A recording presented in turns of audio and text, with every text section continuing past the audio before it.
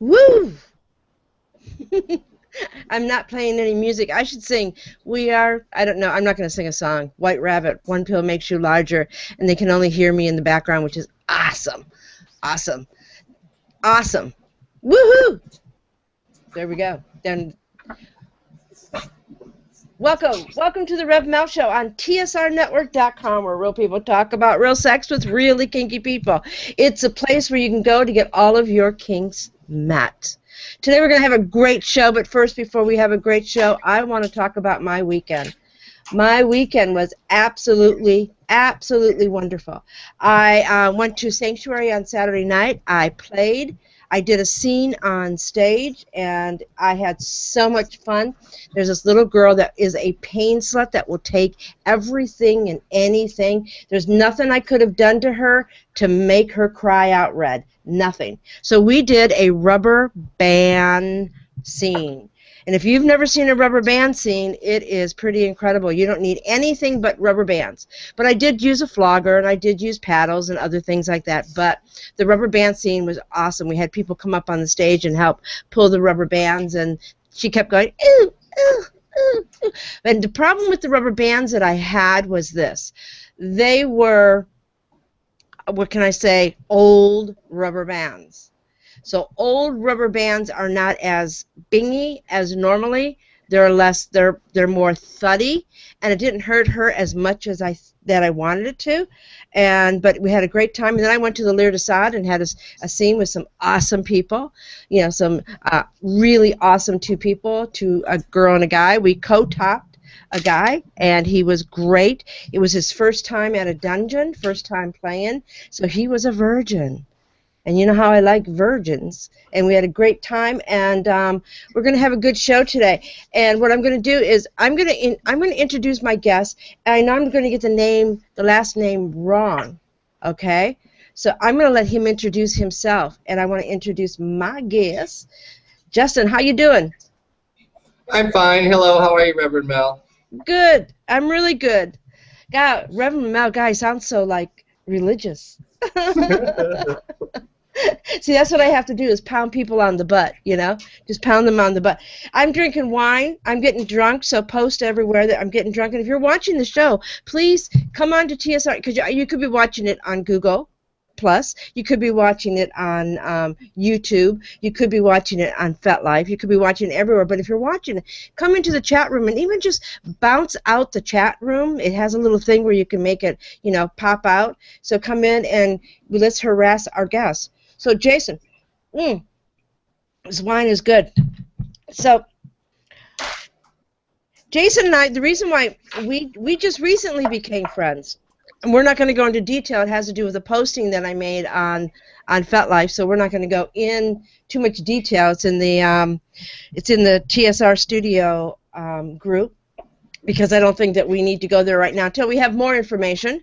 So, and then he gave me some great advice. He did some research for me without even knowing me.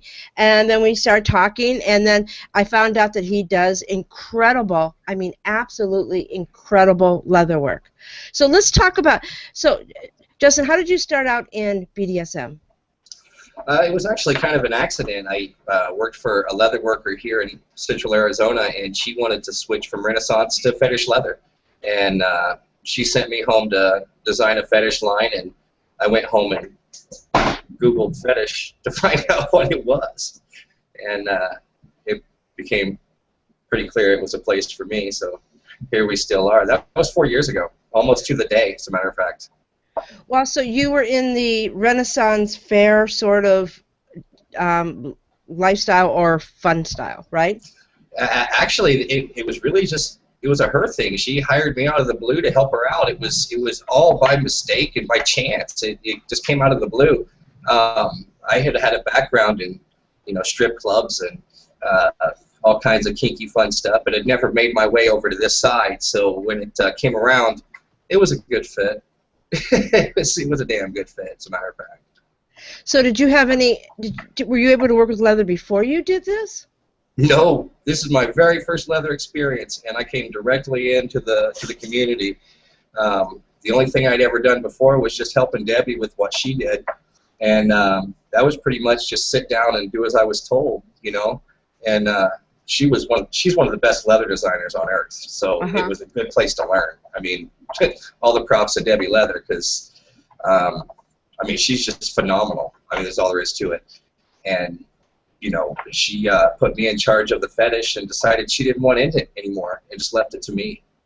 Just that simple. Well, so when you discovered the fetish, you know, did you acclimate to like scening and playing and slaves and poly and I mean, oh my, I mean, it just goes on forever. You know, I kind of found out that once I knew a lot of the definitions, I really fit right in. There was a lot of stuff I'd been doing and had no idea there was a name for it. Just you know, other things I kind of had to learn, you know, as far as power exchanges and that kind of thing. I never really enjoyed taking slaves, but that's just a personal preference. I kind of like to watch and instigate. But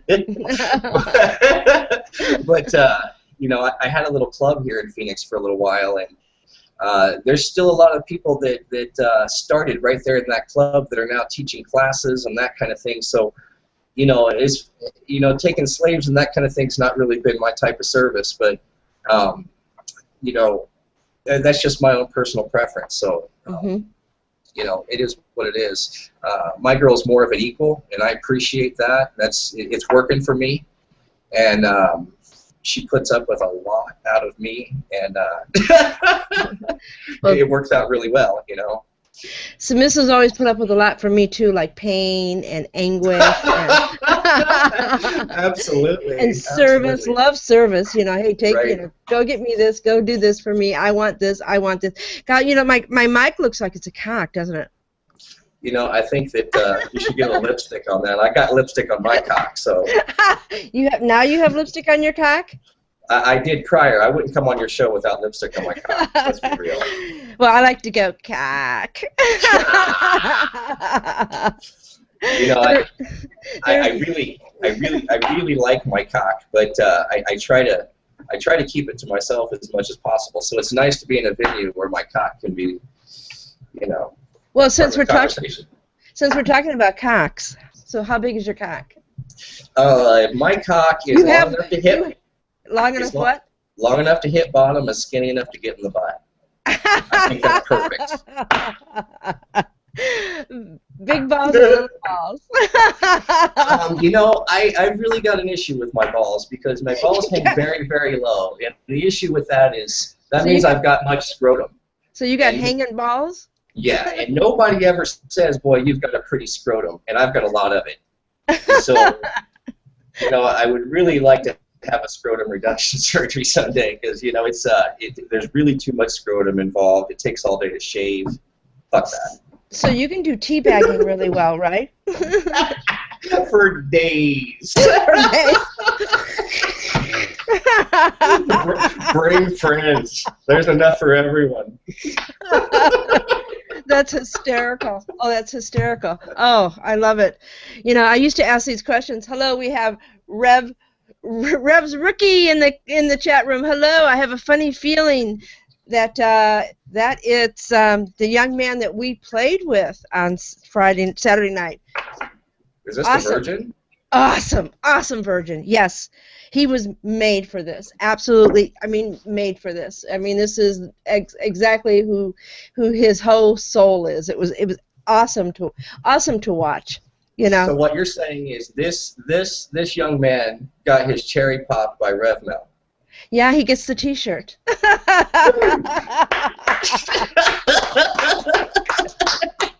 He's getting around with applause over here.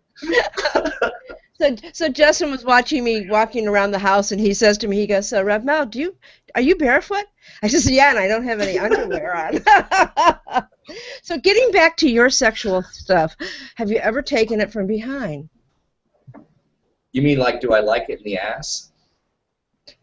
Well, have you ever taken it? And if you have, do you like it? You know, usually not. That's usually not my thing. I don't mind if you do. Oh, thank you. Here, I'll have to have a few more drinks for that one. I try. You know, I'll tell you, I'm quite chicken about a lot of things, and you know, I You've never tried it?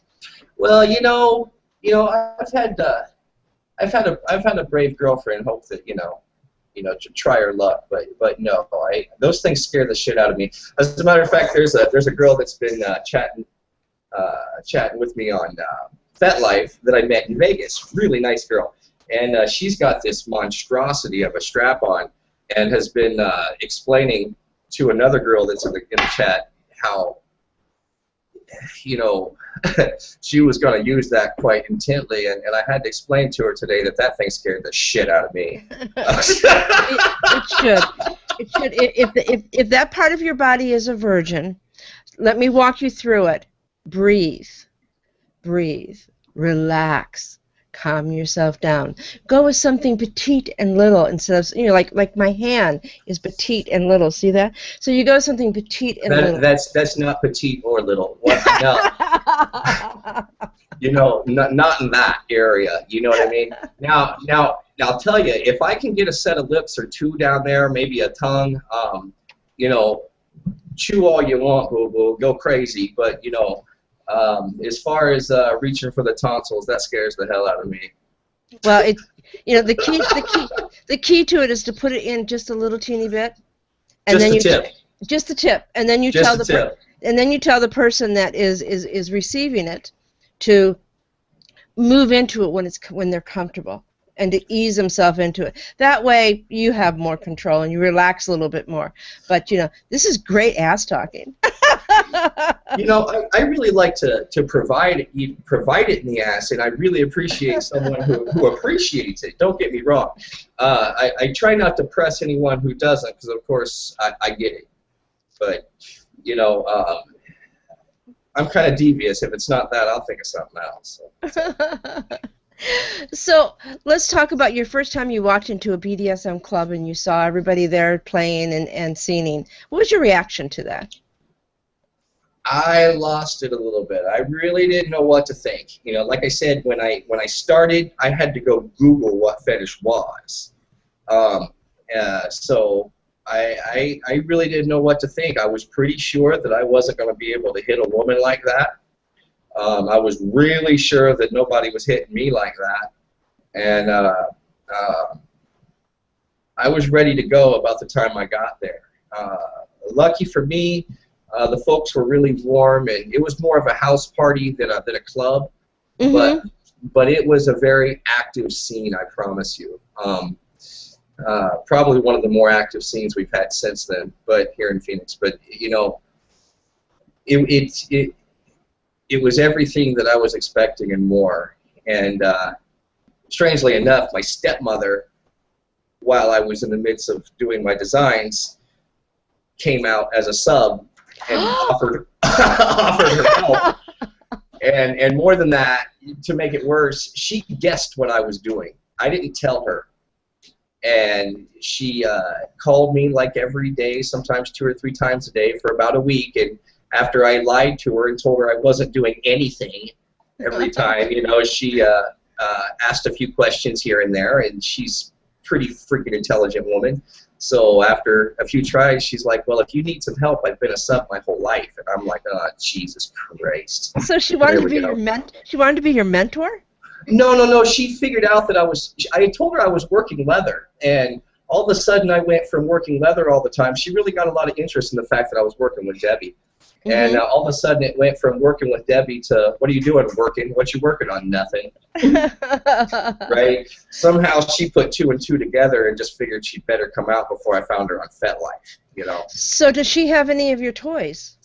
I sent her a big box of toys, and she's got one of my T-shirts that says Jesus forgot the safe word. That was a joke she told me. So yeah, I sent her a lot of toys and even a T-shirt. Well, we just had Bondage Land come into the chat room. He says, greets Mel and Justin. And I've realized that when I do the shows, I can't type in. It turns off the mics. And I was like, whoa, so I'm not typing in. So you guys just have, we'll watch the chat room. You guys just chatter. And, you please feel free to ask questions. And if you're watching the show and you're not on TSR Network and in the chat room, come on in. You know, sign in, and all you have to do is just, if you want to be a guest in there, just go in there. You'll see guests with a bunch of numbers. Take the guest and numbers out. Put in Joe Smo, loves to blow. I don't care what you put in. And then just come on into the chat room, because we want you guys to ask us questions. Lots of questions. Because questions give me time off on the interview. So the first time you scened with somebody, you know, as a newbie, I mean, how did it feel? I mean, was it a spanking scene? What kind of scene was it? You know, it kind of depends on what you call the first time. The very first time I ever even used one of my own toys, it was really a fluke, and I really kind of regret it. A good friend of mine knew that I had no idea what I was doing, and I didn't know anything about safe words or red or blue or green. I didn't know anything, you know, even my own toys. I really knew nothing. She let me try a few of these toys, and we got about 30 seconds into the scene, and it was time to quit. 30 seconds? Maybe it was longer than that, but it was very short. You know. So you didn't do a warm up? No. It was a fail. It was a fail. And then I had another young lady that decided that some of my early toys were heavy enough for her bottom, so we tried that, and she got a nice little welt, and that scared the hell out of me, and I tapped out. So those were my the two times I kind of just tipped my toe in, and you know, I had to come to terms with what the hell I was doing as a thing. Then I got a girlfriend, a little fetish model in the scene, and she had a few pretty fun ideas, and we talked about it, and there we went. You know, it's just some easy stuff and some heavy stuff, and you know, I found out that there's a whole hell of a lot of satisfaction to be pulled by providing satisfaction. If you shut the fuck up and listen and play with a woman, as opposed to just whipping out a toy and beating the shit out of a bitch, you'll get a hell of a good response. And you know, the thing is no one had ever whooped her; they had just beat her. And at the end of the day, lucky for me, I didn't know what the hell I was doing, so I listened. You know. And, you know, I got a hell of a response. I mean, she really, really responded to me well. And, you know, that was the first time I experienced a power exchange, or, you know, noticed that, you know, you better have strong toys if a girl decides to sub-drop, you know, that kind of thing. And, you know, I learned a lot pretty quickly. But, you know, I'll tell you, the first time, you know, that was the first time it was enjoyable for me. And I got to tell you, it was because it was enjoyable for her. If she hadn't enjoyed herself, I would have been miserable, and she thoroughly enjoyed herself and proved it. That was nice. That was very, very nice. So you got into your dom space at that moment. I did. Top space. I did, and you know, I've never been one to take a slave or a submissive. I just don't feel like I'm qualified for that. But I don't mind being on top if need be, and I really like to see the physical reaction that a bottom has when you give them what they've asked for, as opposed to what you need to dish out. And I've kind of been on both sides of that, and I really like that side. I'm not much of a submissive at all, and definitely not a bottom. But I gotta say, if anything, I'm more of an instigator, because I've instigated more scenes than I've been in. Yeah, I do a lot of instigating too. Talking about the chat room and instigating, Bondage Land is really long-term Don. He says that he knows you, and he worked with you at the Lear at AVN this year. Maybe I think I'm gonna try to get out there this year. I can't announce what's going on, but I think that there might be a possibility I might be out there. We've got someone else that has just come into the chat room, Vicki Johns. Welcome in the chat room, Vicki. And if you're watching the show, oh, that's your sister? That's my baby sister, yeah. Your baby sister? Yeah. We've got a fun family. I think it's an interesting family. You know, my sister, I flew home to Michigan, and I brought all these toys with me, and I'm unpacking them because there was a slave that I was going to be playing with. He ended up being my slave for 5 years. He ended up coming and living in California. I think he needed a place to stay. You know, hello. So I started pulling out all these things out of my suitcase and putting them in the drawers. And my sister, you know, like floggers and paddles and oh my and all those sort of things. And my sister says to me, "Oh my God, what are you going to do with those?" And I looked at her and I says, "Beat some ass." Then she went and told my younger brother and my older brother. So they both knew at my father's 80th birthday party, and my younger brother's sitting across from me. And I'll make this really quick, and he says to me, "So tell me, how long have you been into BDSM?" My mouth dropped. I said, "So Sharon told you?" And he goes, "Yeah." He says, "Well," he goes, "I just want to tell you, women used to pay me, you know, to either flog them or to beat, or to flog them or to be flogged." He says, "I was a," he was what do you call them? Not a prostitute. He was paid to do this. Get on an airplane. Right. He was hooker. I don't know. This was your pops? My brother. Oh, your brother. Yeah, they used to pay him to either beat him or to be beaten. He was a switch. Well, oh, Vicky, you know, Vicky says, "I love you, brother." Love you too, Vic. She's looking good to both of you.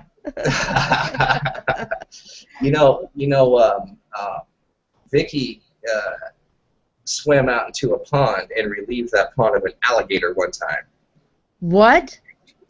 Yeah, it's a true story. She wanted to swim her horse in the pond, and the pond had an alligator in it, and it was hot. So she went and got the alligator and got it out of the pond so she could swim her horse.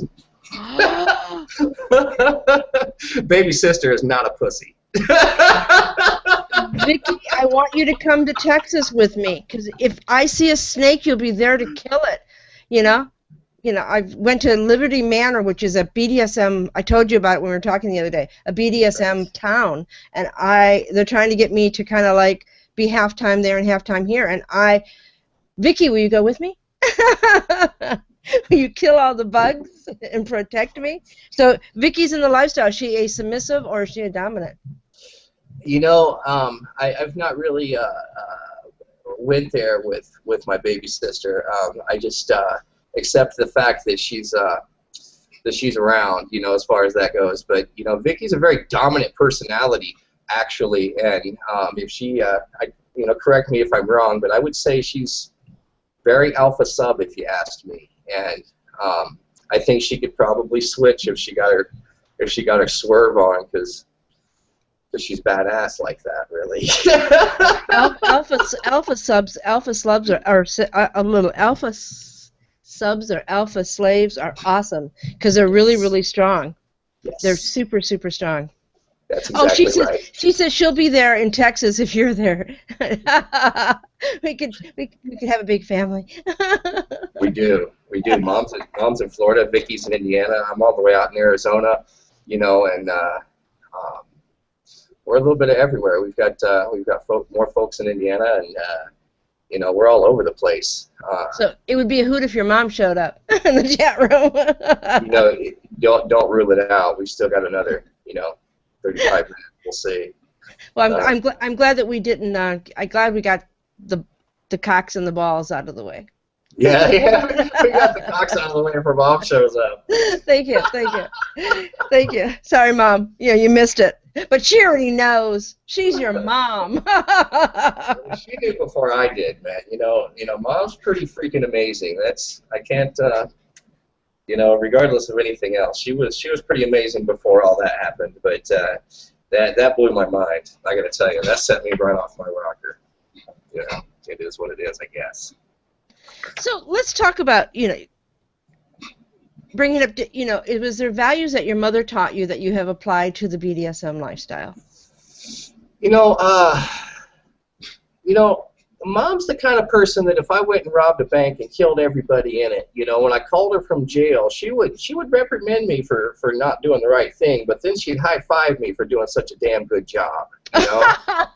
You know, she'd be like, "You did get all the money and you shot them all." You know, there's anybody. Vicky says, You know. Mama's a badass. That's true. That is very true. My mother would have disowned me. She would have said, I don't know that girl. I did not give birth to her.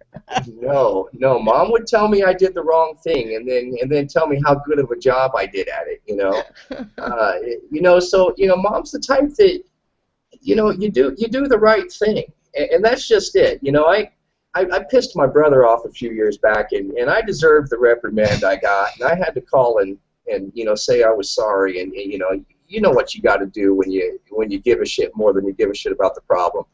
Mm-hmm.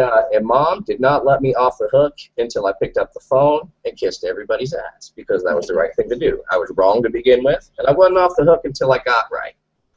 Be wrong as you want, but get right. And yeah. That's the thing about the lifestyle. A lot of us are brand new and a lot of us are learning. But, and it's okay to be wrong. Like I said, my very first scene, I had to stop because I was out of line. But the bottom line is that didn't happen again. And that's, what we do is illegal. And, in some states it's illegal to do it on one side of the street and not the other. In some states there's no giving consent to take an ass whooping. That's why we've got stuff like boxing commissions and wrestling commissions. You can't even play football without a state commission to say you can hit each other. And Mom's the type that would tell me, this shit is fragile. Protect it and do the right thing.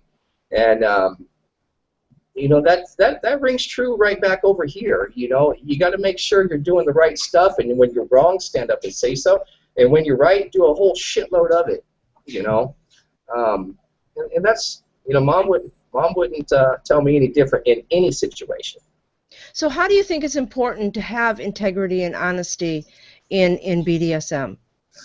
That's the only thing there is. Really, because it's a lot further than the regular world. Really, look at how people make a deal and then back out on it the next day. We make a deal, it's got to stick.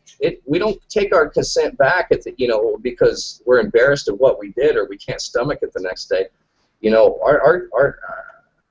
Our integrity's got to go not only tonight, but also tomorrow. The integrity in this scene has to stick, period.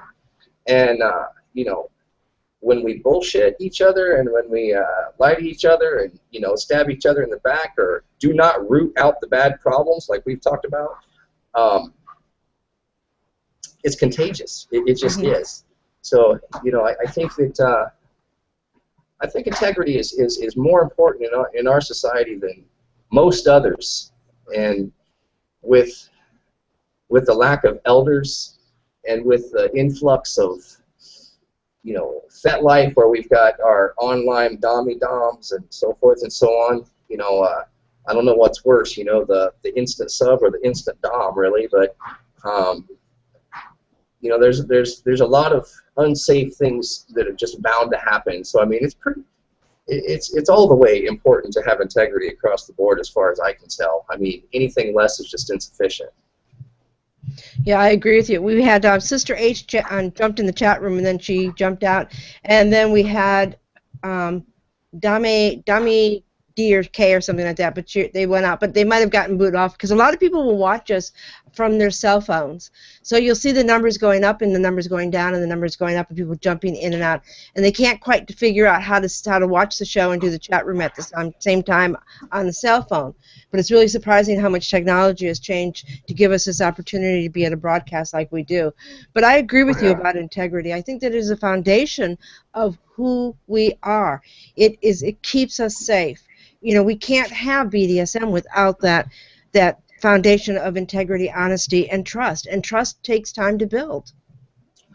It does. And, used to, and from the way I understand it, back in the day, before we would actually play with a newbie, we brought our newbies in, we mentored them a little bit, we passed them around to other mentors that didn't have a sexual interest in them immediately, and it was just about as hard to find a partner as it was to get into a bike club, or as it was to get into any club that would have to accept you. Mm-hmm. And now we can press a button and we can play with whoever we want. And that's not, we have to learn to adjust to that. It's, how do we go from absolute absolute vetting to almost none. Mm-hmm. I agree It makes with no you. sense. You know, it makes no sense. What is the scene like in Arizona? You know, describe it in a few words. And I've only been to, what was the name of not Apex, no. Is it Apex? There is an Apex out here. Yeah, that's where I've been, to Apex. The scene in Arizona is not what I've seen in other places. Strangely enough, in the last year and a half or so, there was some groups like Gap. A lot of the cliquey, transient,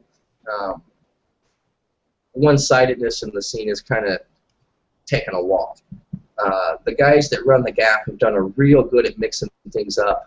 They've really done well at including everyone, throwing affordable parties, and just catering to people's needs more than that. And I'll tell you, those guys alone have really put a dent in the issues that have been in the scene in Arizona. Past that, boy, we've got some tough women. So let me tell you, we got some tough women. Well, you guys live out in the desert. I mean, you got rattlesnakes, you have scorpions, you have big spiders. I mean, you guys live in the frickin' desert. You know, in LA, they got rid of all them. You know the reason why? Right. Because it was a desert, but they got rid of all of them. It's horrible.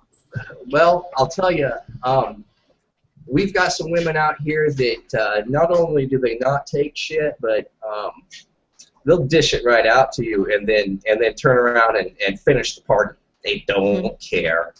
And the men tend to try to keep up with that. And I'm sorry, fellas, the girls got you beat around here. we have an even keel in Los Angeles, because we've got the clubs that are run by women, then we've got the clubs that are run by men, and I mean, we're real fortunate in Los Angeles. I mean, we have so many clubs and so many places to go with so many munches. You could be out every single night loving your lifestyle. You know, or you can be home just going out on the weekends. It doesn't really matter. But we've had so many people come into the lifestyle. One of the questions that I want to ask you, what advice would you give someone that has just come into the community and that wants to get their feet wet? And I'm not talking about Rev's rookie either. Someone taught him something well. yeah, follow you around till you find you in a dungeon. That's what I would suggest. Follow me around? Follow you around. Honestly, if I was going to talk to a newbie, the first thing I would say, seriously, especially in Phoenix, but not necessarily just here, I would say find an elder, go into service to that elder. Doesn't necessarily have to be submissive or dominant or slavery, but help them out. Be around. Make it worth their while for you to be around and meet their friends and get as many different points of view as you can before you even decide what the hell it is you are. Yep. Find people that are not interested in your body, but interested in you being here in 10 years. And if you find those people, you can't go wrong, because as many different opinions and attitudes as we have in this community, the folks that have been around are around for a reason. And if you want to dabble, there's people that'll love on you for that. But if you want to stick around, find people that will expand your brain, not just your, the welts on your ass. There's a lot to love in this community. There's a lot to learn. There's a lot to learn about anatomy. There's a lot to learn about protocol. There's a lot to learn about where the fuck it is we came from. And most people think it's about bending over and getting a red ass, which, sure, that's cool. I mean, as red as it gets, I'll kiss it better. Don't get me wrong, But as far as being new, I just not interested. I just as soon, take a newbie to, my friend Christian, and say, Christian, don't fuck this person up. Teach him something, and then have him, have Christian take, the same person to somebody else that we trust. I mean, we've got some guys here in the community that give a shit more about the community than their own damn reputation. And with that being said, let them have a whack. You know what I mean? And I'm laughing. I'm laughing because Bondage Land says, just don't read 50 Shades of Void Moth. You mean 50 Shades of bullshit? Right. But Bondage Land, you got to understand, they are bringing, when that movie comes out, it is going to be like a stampede toward BDSM. We are the next vampire craze. I mean, they're trying to find, I just came up with three TV shows while I was taking a bath. 3 TV shows about BDSM. 3 of them, you know? I'm not going to tell you what they are, but 3 of them. You know, the thing is, you know, if I think someone needs to come out with, you know, some sort of 50 shades of vocabulary. I mean, seriously, most of us don't know what the fuck it is we are when we go and try to click that little button on FetLife, and we're just confused as can be. And, you know, more than that, there's so many people out there with a fetish, and they would look right down their nose at us. I mean, until recently, you know, people thought of fetish, they thought the basement scene on Pulp Fiction. That's not a good portrayal, you know. But you gotta understand something. Fetish, when BDSM, all of this stuff started, fetish wasn't even associated with it. It wasn't until the goth clubs, not goth clubs, like golfing, goth clubs, that people started wearing the fetish wear, and then they started seeing BDSM scenes, and then they lumped the 2 of them together. I mean, it wasn't like this before. I mean, it has changed since I've been in the BDSM style. It's changed dramatically. Well, it was, but it was more hidden. I mean, look at the 80s. I mean, of course we had our pretty boys with spandex, but look a little harder. I mean, you remember Judas Priest? I mean, look at what them boys were wearing. All right, that was not purple polka dotted spandex. All right, that brother was in full freaking gear. All right, no questions asked. But this stuff's always been there. But they're costumes. You know, it isn't our clothing that makes us BDSM. It's our heart and soul. I mean, when I get in front of somebody and I get into a scene and I'm into that person and there's that chemistry there, and all I want to do is just spank them, scratch them, grab them, do all these wonderful things. I mean, it doesn't matter what I'm wearing. I could be in the nude with my tits hanging out. I could be dressed in a bathrobe. What matters is that it's that feeling that goes through. And it doesn't matter what I wear, and that's why I don't wear corsets anymore. You know, I'm like, screw it. I'm a dominant. I don't have to wear corsets, and I don't have to wear fuck me shoes. That is correct. That is correct. But the thing is, if you're sexy, you ain't gonna wear none of that shit because you're toting sexy around with you. I mean, I seen you this morning. I mean, you were like, I look like shit. And I'm like, are you out of your fucking mind? You must be high right now. I mean, I can see that you feel like you look better now. But I mean, I've seen both. Deal with that, you know.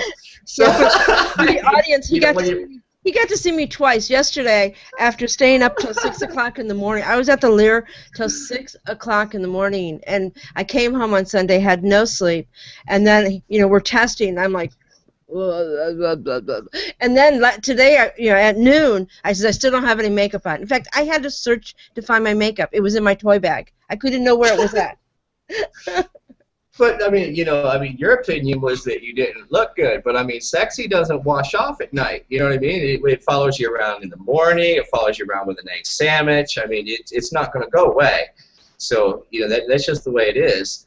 Some girls got it. Some girls, But you got it. You got to agree with me. There is not a woman alive that is in the middle of having sex that does not look sexy. I don't know what happens to women when they're having sex. All of a sudden, they are absolutely the most beautiful thing in the world. They could be skank ugly, but they are absolutely beautiful when they're fucking. I don't know about that. I mean, I've seen some things I wished I'd have missed. I promise you that. But I mean, that being said, there's usually some pretty god awful guy there too. So take that for what it is. But I will tell you this, one way or the other, if you've got, I mean, a guy gets satisfied, he kind of, giggles and, rolls over and goes to sleep. But, I mean, you see a woman getting satisfied, that's something you don't want to miss. I mean, not a little bit of satisfied, holy fucking shit satisfied, that's something that, that's a little better than, than a little wet spot on the sheets, if you ask me. The key to that. The key to that is this: when you're exhausted from having sex, when the man's ready, he's come, and he's like, okay, I'm going to come, you know, all you got to do is hand a woman a vibrator and suck on her nipples while you're relaxing. She will come over and over and over and over again. And then when she does that, then she'll be done. Especially if you have a woman that is multi-orgasmic. I don't know any. You don't know any that's multi-orgasmic? No, I'm joking. I'm joking. I was gonna say, the look? I went. I was hoping you were being sarcastic. I was like, holy shit, that's just terrible. You know, the thing is, I think every woman is multi-orgasmic. If you'll shut the fuck up and give her what she asked for, and then, you know, there's a difference between instructions and directions. Okay, so you take the instructions and you do what the fuck she asks, and then you take directions and do it where the fuck she says. She's gonna come and say, stop. I'm just saying. You know, you know, it's funny. She knows the way around herself pretty good. But a lot of women don't know how to express themselves like that. They're kind of fearful of telling the man, well, go to the right, go to the left, go up, go down. I mean, I don't care. You know, I take the hair and just move it because I'm a dominant. I don't care. Right. You're going to do it the way I want it, and you're going to have fun doing it, and you're going to laugh.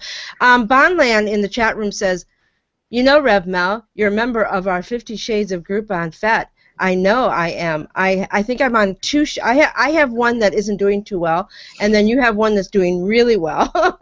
And Bondland, if you saw my show on my reviewing the book of 50 Shades of Grey, it is the top seen video of TSR Network.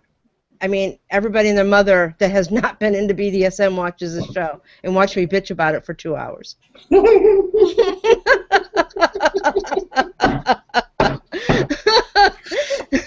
Yeah, but we have people in the chat. We had people in the chat room that were also putting in their 2 cents, and I was reading. It was just me and the chat room, so it kind of flowed. It kind of worked. It was kind of great because, you know, I talked for 7 hours on BDSM Friday. So, but I want to see something. I want to see your toys. All right. What do you want to start with? You want some cuffs, or what do you want to see? You are gonna put them all in a bag and give them to me, right? No, just joking. Joking. I'm teasing you. Listen. You're in California. You know, if you've got my roof, I've got your toy bag. I'm just saying. I love me some Cali. All right, just saying. I have a couch. I have a couch with your family's name on it. I love me some couch, and don't you say that. You will have my sister on a Greyhound. Okay, I've got personal experience with this. Hi, Vicky. Hi, Vicky. You do dishes? Will you kill the spiders? Oh my goodness. She'll tote the alligators out, but that's about it. Alligators, tell her to throw out the trash. Alligators. Let me show you some alligator. I've got 1, 2, 3, 4 pieces of alligator here, I think, that I've been putting together. I've been working with this stuff, and I found some really fun things. Thanks, Christian. Here's one, if you can see it. How's that? That's. I'm gonna put the camera on because I really want to I want us to see it more. I don't want to sit there and me talking. Okay. Wow, is it the alligator skin on the top of it, and then it's on I mean, explain how it's made. The handle is the back strap of an alligator turned the wrong direction, so it's actually got finger grips. See what I mean? Yeah. And then this is the fin of an alligator held in by a bed of latigo down underneath, so that bends a little. And then we've got the medallion off of a back strap of an alligator. So that's a head of an alligator? No, this is the medallion off of the back. Oh, okay. And I twisted it up to kind of look like a snake head and put a latigo tip for the mouth. And, you know, it does the trick. And, you know, you can get right on the tip with the tongue. Yeah. On the inside of here, that's actually bone in the spines. So this is going to be actually quite nasty.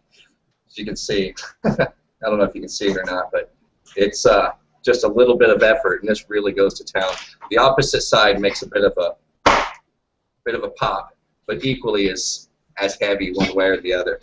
I don't know if you can. Yeah, we can. I can see the wow. That I mean, that is ouch. just a little tap. Now check this out. This is the back strap of an alligator. And this one's a little thicker than some of the other ones I have. More of a thud. And as you can see, I rolled the handle, tied it up. And it's got a suede side, and the other side's nice and textured, so you get a nice continued warm after you make the impact. It'll warm for quite a good long while. You can tell it thuds right up, and of course. So you can hit them on both sides? Oh yeah, oh yeah. My toys aren't one-sided. They need to go. If you can't use both sides, don't fuck with it. Really. I mean, these remind me of Star Wars, or not Star Wars, Star Trek, where, you know, the whatchamacallits guys with the foreheads like that. Oh, yeah, yeah, Klingons, huh? Klingons, yes. As you can see, that's got a heck of a little wallop, and this is this is the black one. Now, wow. Here's this one's a little bit of a different design. As you can see, the colors, you know. This one's almost the same as the other one. This far, just this is smaller, and then it holds the fin. Now, okay, but they don't come in that color, do they? Are they dyed? Yeah, I'm actually getting them this color. Check this one out. I've also got a purple. Like this. I can get them tobacco, cognac, purple, pink, red. You know, whatever you like. Green, yellow, blue. You know, I'm not prejudiced. Whatever works. So they dye them. Before you buy the hide dyed, right? Well, actually, the pink and the purple came from gay alligators. Yeah, I don't want you to judge them because you know they weren't like the other gators. So you know they liked My Little Pony and they were very good decorators. I'm just saying. Your sister's making comments in the chat room. She says I cook. She says, I cook, I clean, and I make spiders my bitch. And then she says, Justin, you should have told me you needed a volunteer tonight. Save your arm. Oh, sorry. And Rev's Rookie says, it looks a little safer than the first two. actually, this little pink one, this is a nasty bitch. Okay, this will relieve you of skin. Not a question. And then you can use it. And then you can use it as a back scratcher. It's not quite that stiff, but I'll tell you, you know, a nice little flip with this little fin on there, and you have lots of potential for needing some aftercare immediately. I have not seen very many. I mean, I've been in the lifestyle for a very long time, and I have not seen very many alligator products. This is interesting. As far as I know, I'm the only guy working in gator, and I'm also working in elk and buffalo and all those kinds of things, but I'm also now offering elephant and giraffe and shark, and I've got a real good line on reasonably priced exotic leather. Oh my God. Do you send your sister out to catch the alligator? You know, if Vicky would drag me in gators, they'd probably be a lot cheaper. A lot cheaper to produce. But, you know, Mom's in Florida. Maybe we'll take a trip with a fish hook and see what we get, you know. Oh, don't take me with you. You know, we have more people that are watching the show. The numbers are going up and up and up. But please come into the chat room. You know, go into TSR Network, jump into the chat room so you can watch and make comments and harass Justin about his gator, about his alligator. Or do they call it gator in Florida? I think this one was called a gator. And, just saying. You're so, you know, we are so politically incorrect. Who gives a fuck? Hey man, I don't judge. You know, I mean, you know, they all got skinned. The black ones, the pink ones, the purple ones, they all got skinned equally. You mean once you go gator, you don't go back? Yeah, that's right. Once you go gator. But Vicky says the gay gators are a lot easier to catch. You're terrible, Vicky. They're a lot more cooperative. They're like, I'm ready to get out of here.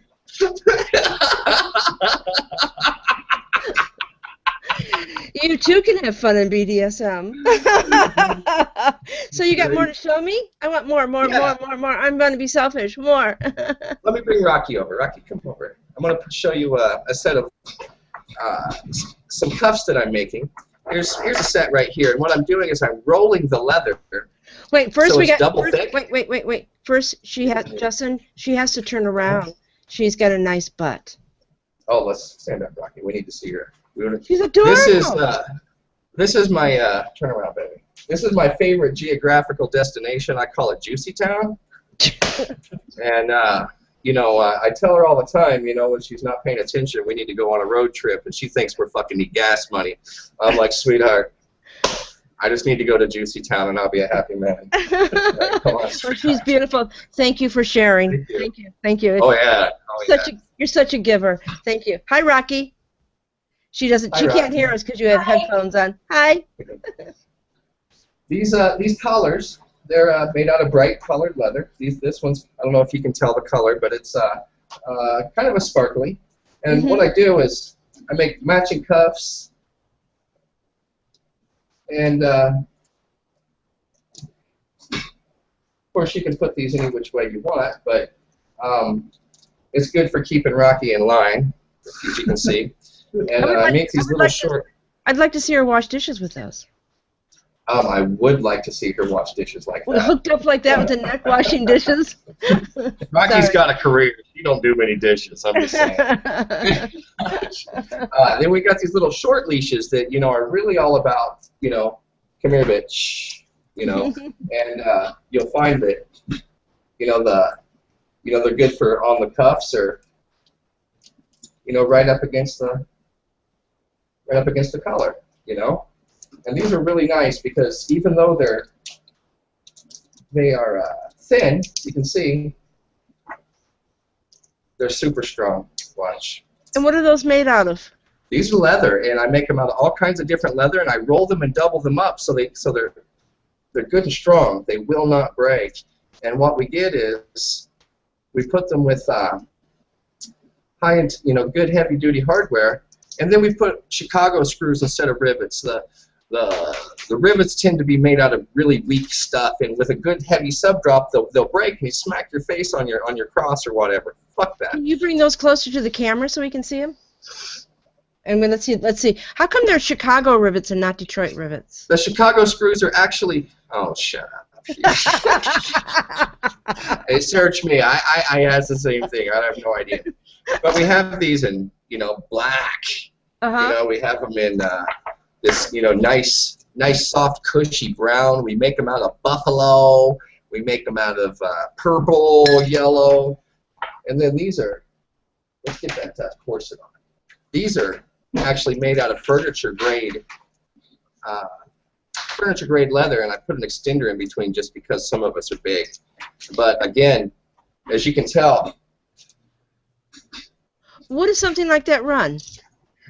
This whole set's only $60. Oh wow! And where can people get a hold of you to buy something like that? JustinSayneLeather.com is being rebuilt right now. You can call us direct for an order, 602-291-9404. And I'll take your order directly over the phone. We don't need to play with the website, but it'll be back up in a couple of weeks. We're putting all this gator on there and all kinds of things. I like your sister. She says I do. She says I do. She says do up to me like a good Chicago screw. Jesus fucking Christ. So you guys should be in the chat room. Oh my goodness! Oh my goodness! Should I have the chat room up on my screen? Am I missing something? Or? No, I'm reading you everything that's being said, everything that's worth being said. I mean, they're just really watching this, I mean, they're really not engrossed, but they're watching the show. They love it. Well, I'll tell you, long-term Dom is up in Chicago, and he seems to be on top of things. So I guess we're going to blame him for the Chicago screw thing. We're just going to leave it at that. I'm sure he's been screwing something up there. Oh, he's been doing a lot of Chicago screws. Now, he told me, I'm sorry if I'm outing you, sir. He told me he's volunteering. Imagine that. Volunteering for Ladies' Night at Exotica in Chicago. Now, wow.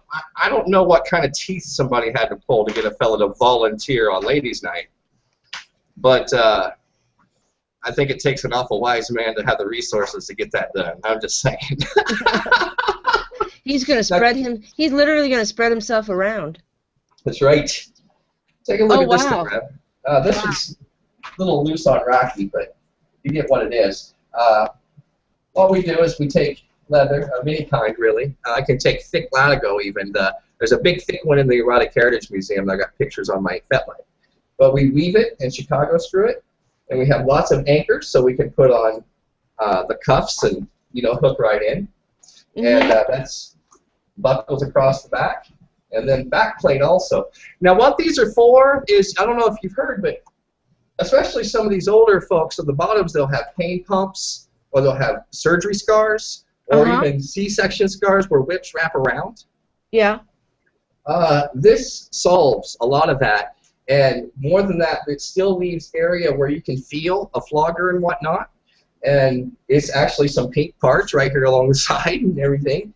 And more than that, you don't have to look like shit to cover up your soft spots. And this is going to let a bottom play all night long. Going to let a heavy top use its heaviest voice. You know, this is going to, and she can walk around looking decent. She doesn't have to walk around, you know, feeling like she looks like shit because, you know, she's trying to cover up. Is it comfortable? Because corsets are a motherfucker for me. I hate corsets anymore. I don't wear them anymore. You know what? It buckles on the sides, and as long as it fits right, it'll pull tight, as you can tell. But I'll tell you, is it one size fits all? I would need to make one large, medium, and small. She's a small. This is a medium, so it's a little big. But as you can see, this flexes. When you sit down, this is going to flex, and you'll be able to breathe and move and not have to give, you know, that corset, you know how you set that corset posture when you're sitting down. You'll be able to get comfortable with this because, as you can tell, it moves. You see what I mean? So what does something like that run? This is $125. If you'd like it in a big, thick latigo or something, they're a little more. Yeah. But I've got one in suede that's just the same amount. It's a rose color suede. I actually had, instead of having buckles, I've actually got ribbons on that one. So I mean, the ladies can actually just look sweet as can be. Oh wow! See, I like black on black. I don't do color. Understood. A lot of people are like that, but I'm finding a lot of people are digging on the colors. Now, this also has an adjustment right here on the shoulder, so you can, you know, bring it up or down, and of course, mounts and anchors everywhere. See here, and here, and here, and up and down. There's anchors every place, so you can hook whatever you want to it. Do you ever play with the pattern? Like do like a little bit like red on the bottom and a couple ones, and then, you know, on the top, and do patterns? I mean, is that feasible? It's absolutely customizable. Absolutely. If you want it all black and red on the edges, not a problem. If you want it a different color in every stripe, again, not a problem. I actually did the checkerboard just because I just wanted to make an example. Oh, I love it. I love it. I think it's wonderful. And I think that a lot of people will like it because they'll be able to, let's say if they're into purple, they'll be able to have one that has purple and black or purple, you know, or pink or something, or green, and they can match different outfits, and so they can always, you know, have different ones. That is correct. And, you know, with some colors, you know, of course it matches anything. And why the hell not? You know, I think that, you know, when you go out, you should be able to look good and feel good. And if you don't, then you wasted your damn money. You should have spent it on something else. Do you have some more toys to show us too that you've made? And if you're getting any, why I want to tell you that your sister, Justin, your sister is in Chicago. She's currently visiting her boyfriend's family. Well, you tell her to stay the hell out of trouble in Chicago. And tell her not to get a hold of bondage. Tell her not to get a hold of bondage lamp. And he's going to be working at the dungeon with Mistress C. So he's going to be doing that. So stay the fuck away from my sister, buddy. I know what you're about. You know what I mean? And tell Mistress C hello, because she's been trying to get me on her radio show, and I've been trying to get her on my talk show, on my video show, but we never can coincide times together. Mistress C is phenomenal. Yeah, that's beautiful. Take a look at this. This one's a large, and again, it's not the right size for Rocky. Usually I have a bunch of these, but these are flying off the shelf. All right. This is purple lamb, And what it does is it hooks around. See, the buckle's back here. Okay? Now what we'll do, usually with a person with a bigger neck, this one's made for a man. You would put it on nice and tight, you know, so it's nice and firm at that point. That's what she said. That's what she said. This is for breath play. You know, when you give it a tug, she's able to either self-play, or I can play with her, one way or the other. But when you let go, if she's self-playing, and we know this is an issue, it's going to let loose, and you can see that, you know, it comes apart on its own. So that way, if there's an accident, we can get a breath again. Is there any problem? Is there any problem with it hitting the nerves and stuff right here? You know, what I found is, you know, this is lamb. It's going to give you a little more stretch than bite. So what you're going to get is a little more stretch than bite. Yeah. So when you pull it, it's not quite as advantageous as something more stiff. Okay. Now this is also made with Chicago screws, no stitch, and no glue underneath. If she decides to hang herself on this and has an issue, this will break under her pressure. She will live to feel stupid tomorrow, but she will live. She won't feel like kung fu. She won't feel like she's doing fun coup. That's exactly right. Mel, you're bad. Mel, you're very bad.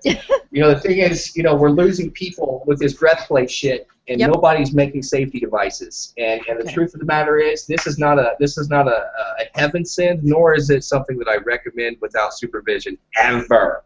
Yeah. That being said, you know, people do it anyway, and but you make a lot of toys for safety, don't you? Though. Yes. Yes. If it doesn't, if you don't pay attention to safety first, you've missed your mark as far as I'm concerned. You know, as far as the corsets go, that's about the safety. The Chicago screws, that's about the safety. The chokers, that's about the safety. I don't think that we should be allowed to play with our bottoms on things that we don't understand the risk. And as many times as we eliminate that risk, the better. Well, one of the reasons I don't do breath play is because I don't know the state of the person's heart, and if I take them out, I don't know if their heart's going to respond in a negative way. That's one of the reasons I don't play, and that's the only reason why a lot of people die in breath play is because someone has problems with their heart and they die. And I'm pretty much I'm not pro breath play at all because there's too many people that have died accidentally. You know, the truth of the matter is, you know, whether we're pro or negative, we can't stop people from doing it. Oh, I know that. And if they're going to take off their belt and that has no give, as opposed to put on one of these collars in which they got a chance if they mess up, I'd rather give them something that gives them a chance as opposed to letting them take off their belt because we're too goddamn snooty to think about them too. And you know, it was kind of actually a choice for me too. I've had this design for a while, and I put it on a shelf. A friend of mine at home, quote unquote, died suddenly, and I found out from his family what he was really doing, and it pissed me off. Okay, it did. It pissed me off. I mean, he should have been able to get online and buy something that was safer than the fucking belt he had around his neck, and that's just it. You know, there's a lot of people that do self-bondage. There's a lot of people that do breath play. There's a lot of people that do a lot of things by themselves, and they're taking the huge risk. I mean, a huge risk in doing this. I mean, some people put plastic bags around their face, and then not get out of it in time. I mean, all for the thrill of it. I mean, well, the thing, you know, a lot of people will use a lemon in their cheek in case they pass out. They'll convulse and squeeze the lemon, and the citrus will kickstart themselves. I mean, that's considered safe when it comes to breath play. Swear to God, they'll put a lemon in their cheek, a slice of lemon, and if they pass out, of course, they're going to clench up, and then it'll squirt the lemon in their mouth, and it tends to that citrus and the whatever, it's just like smelling salts and bumps them back up sometimes. Education is so important. I mean, educating yourself, educating everything you can about BDSM before you actually play, because we want to hurt you, but we never want to harm you. We want to make sure that we are well prepared, and we want to make sure that, I mean, the reason I don't do breath play is because I can't predict what's going to happen. And we can never predict what's going to happen. Yeah. I mean, if we put somebody into subspace and we fill their body full of endorphins and every chemical that we can shake out of them, and how do we know if it's going to be if they're going to overdose if we keep pushing it? How do we know if their body can hold it, or if their breath can hold, or if their lungs can hold it, or the reason the way we know is we don't play with them till we know them. Yeah. Hey, your sister's complaining in the chat room. She goes, "You were supposed to send me one of those, I like her. I like her. Tell her to get it from Mom." That's hysterical. A family that plays together stays together. That's a little much. That's a little much. I draw the line somewhere, but Right, or no, incest is not always best. It's not always best. No, it's not always best. We do compare notes, and I had to tell Sissy to drag her silly head out of her ass a couple of weeks ago. She was trying to keep her man on a leash, and I'm sorry to out you, sis, but now we become the family problem show. I'm Dr. Mel instead of Dr. Phil. That's right. Your sister just put a photograph of herself up there. Well, she was about to kill her boy, and I had to remind her that she was smarter than that. And I was like, wait a minute. You're way brighter than that, Vicky. And she was like, oh, I know, damn it. So, Justin, any regrets? Any regrets about, getting in this lifestyle or whatever? Any regrets? I don't know if I'd say I had regrets. This is toward the end of the show questions, that. We could keep it going. I don't know if I have regrets, but I'll tell you, I do have. I try not to regret much of anything as long as I learned something, and let me tell you, I've learned a lot. I took time to, to run off into New Orleans and into Las Vegas and into, L.A. and I found out that that we can't do stuff alone. I've done a lot of work lately with Master Don from Taboo. Justin, tell them to be quiet in the back. Tell them, be quiet. I've done a lot of work with Master Don from Taboo Leather lately, and we've been working on joining forces and trying to really put our products together and our talents together, and I've known Don for a while. I regret not doing that from the beginning, really. When he took over Taboo Leather? Yeah, he took over Taboo, and then I met him shortly later and promptly destroyed a hotel room for him, and he let me live, so I knew we were going to be friends. And, I'd known him about 12 hours, and I had done trashed his hotel room on accident. And he still bought me breakfast, so but we've been doing a lot of back and forth lately, and I really wish I would have done that to begin with. Things would be different now if I had. And other than that, I don't really regret much. I mean, my dad's not real happy about what I do, but Dad's a dick, so that's cool. And yeah, go ahead. I'll be quiet. Other than that, is that your dad behind you? No, that's my bestest buddy Bob. He lives Bob. next door. Hi, Bob. Hi. We're actually at his place right now. We live out in the boonies, so we share a lot of stuff. So. So you're sharing it because it's fast internet. It is, and instead of having those guys up here digging up our neighborhood, we just share. Bob was going, is this show almost over? I got to go take a piss. Bob's about as cool as they come. He's got a little dog that keeps everybody run off, and he's about 150 years old and works harder than any 5 men I've ever seen in my life. So, I mean, it's pretty much Bob's purpose in life to work circles around me, I think. Yay, Bob. Yay, Bob. Well, one thing about our show, we can swear, we can talk crazy, and we don't have to worry about being censored, so which is awesome. So, once again, how can people get a hold of you? I'm on FetLife and Facebook and all the usual suspects. JustinSayneLeather.com is being reconstructed and should be done in a week or so, maybe 2, I don't know. Until then, 602-291-9404. Call me direct, and I take custom orders. Like I told you in my bio, I auctioneer for charity, and any fet charity at all, I'm down. I love doing that. So how do you do the doesn't want to? Can you do that? Can you do that for me? It will turn me on. Right now? It will turn me on to the maximum. I mean, I will get wet in my fisteras. Wet enough to drown a midget, or just like wet enough to sink through to the chair? I don't know. I don't have a midget in the house. I need to know, because no, I can do that. Hold on. Let me get $100 bid and $100.50 and $100.50 and $100.50. Now two. I got $200 bid now. $2.50 sold.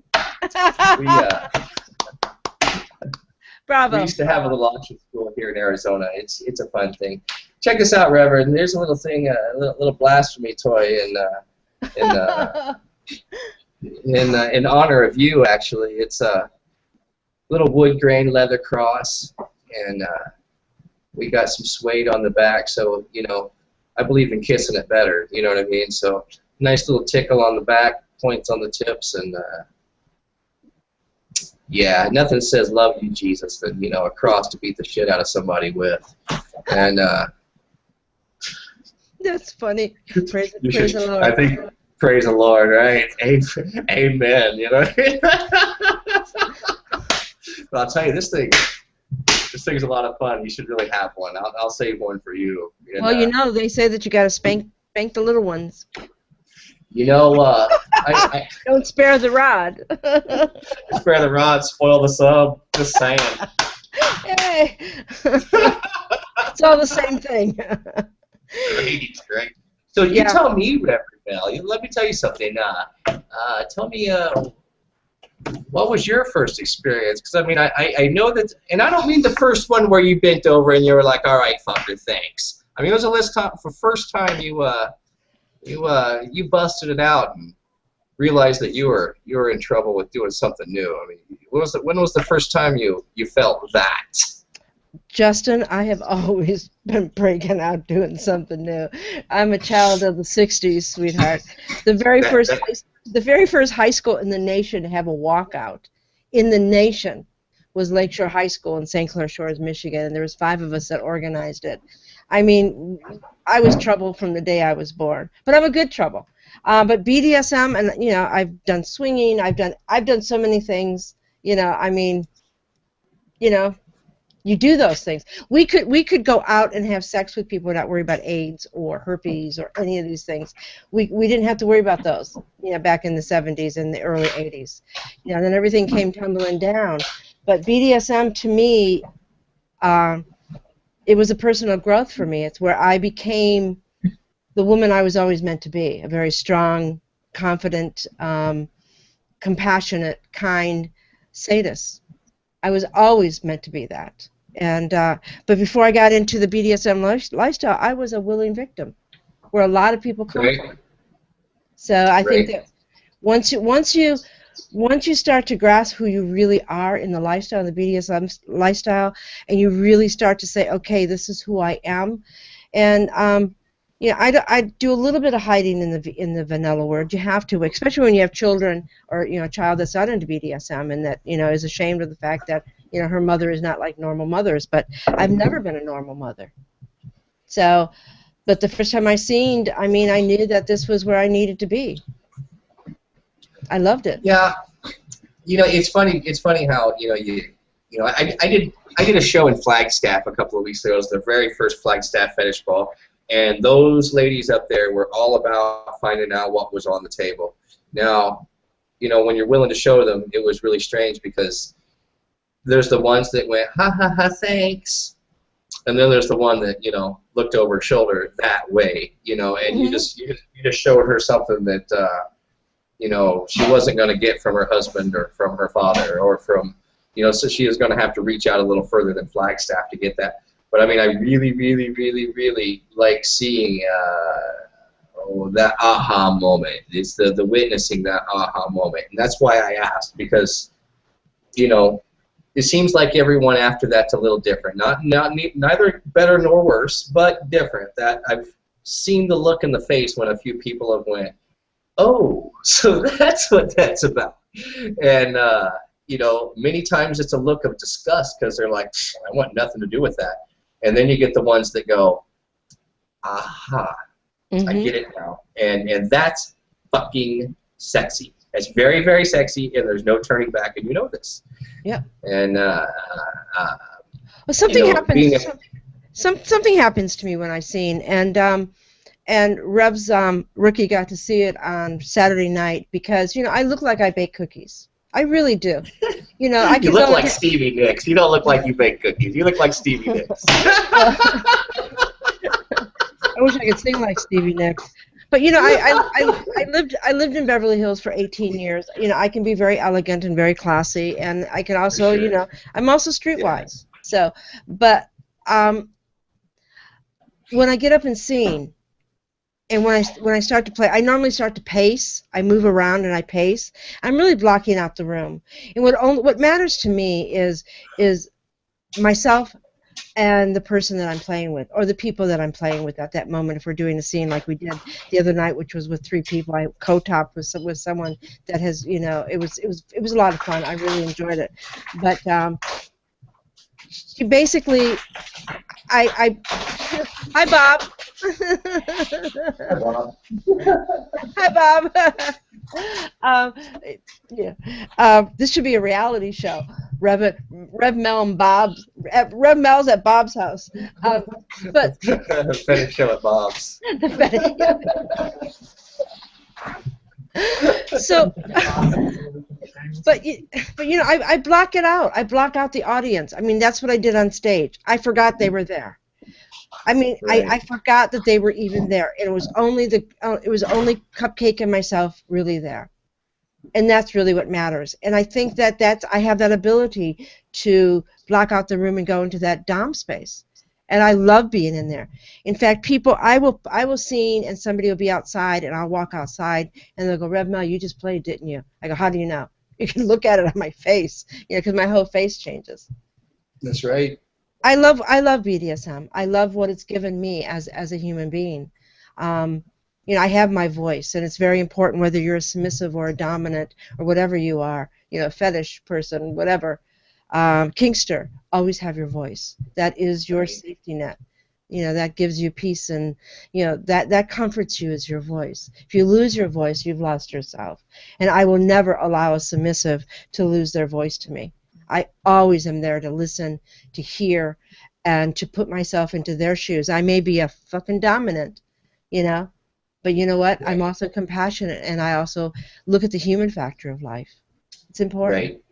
It is, and you know, a lot of people are too dommy-dom to give a shit what their submissive thinks, or you know, they think that they know what their submissive thinks because they said so or whatever. And you know, it's kind of my theory. You know, never injure anything you don't intend to kiss and make better is kind of my theory. You know, if I'm going to whack it, I'm going to kiss it better because I just kind of, well, I like the parts of my girl, so I'm going to kiss them all. But you know, the thing is, you know, you know, did I just say that out?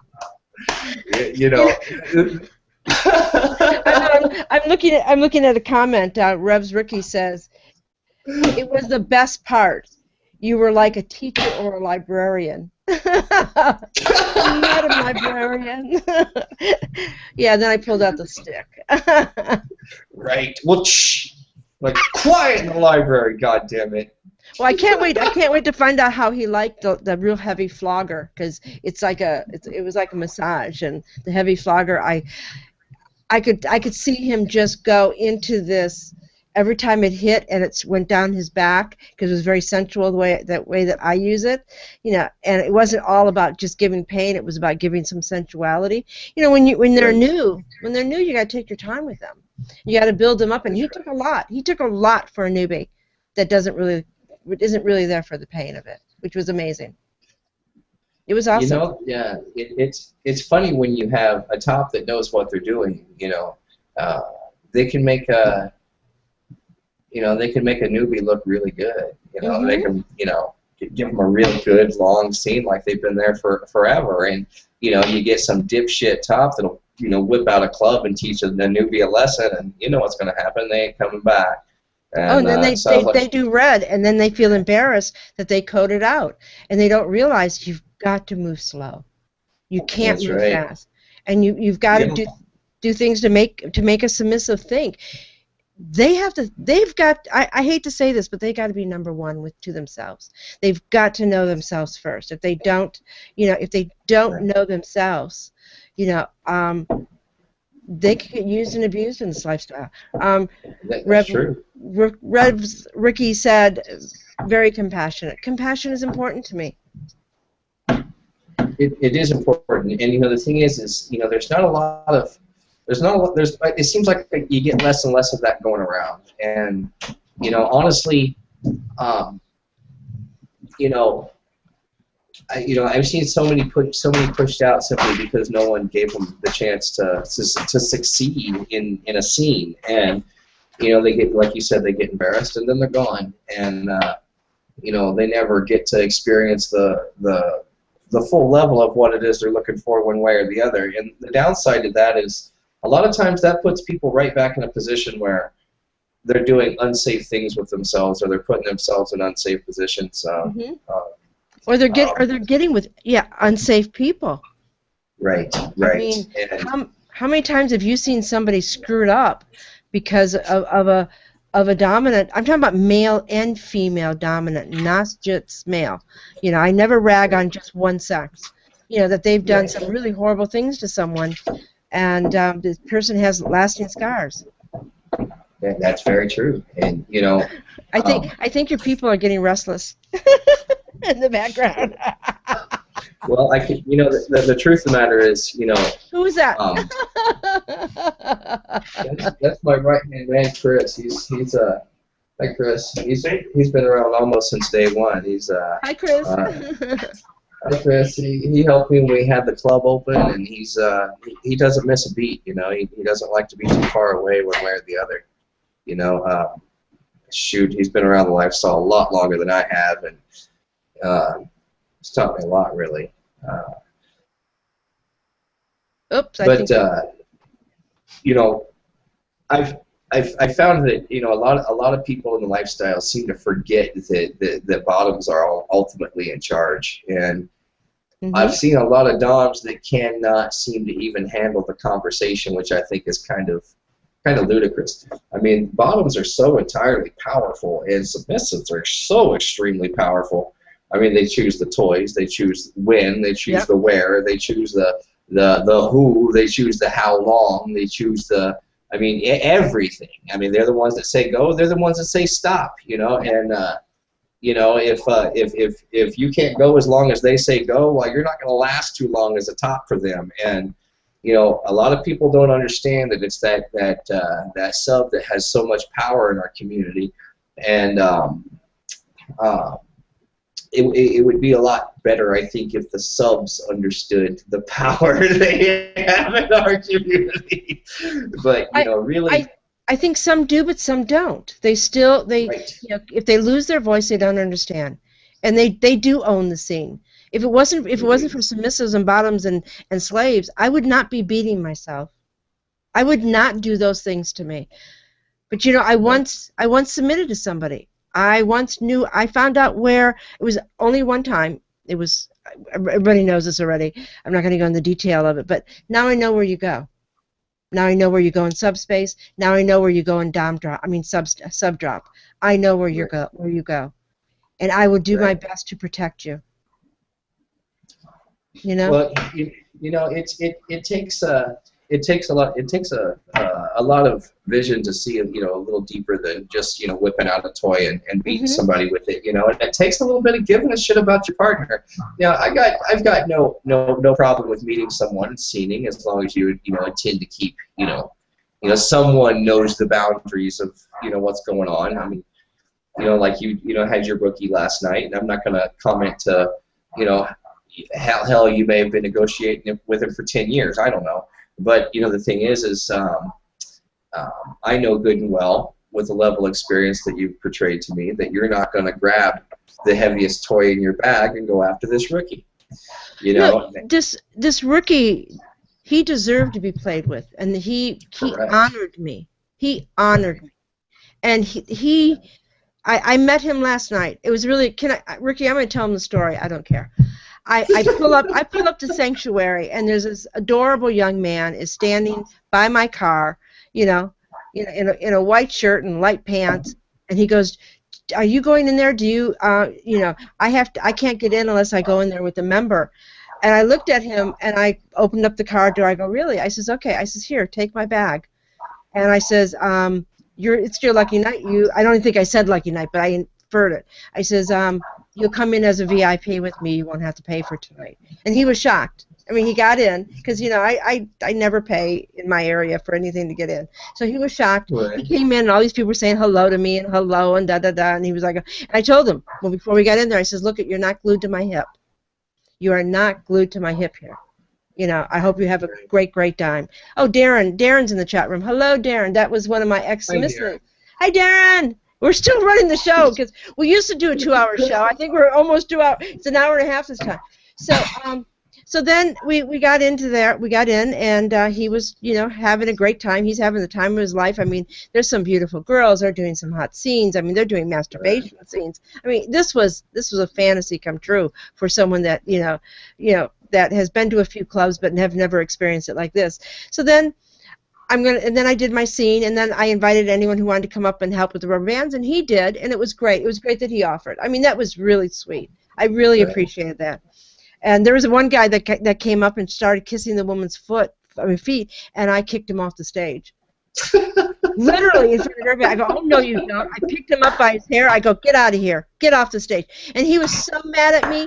He was cussing and swearing, and he left. But you know what? I said, "You have no right to do that.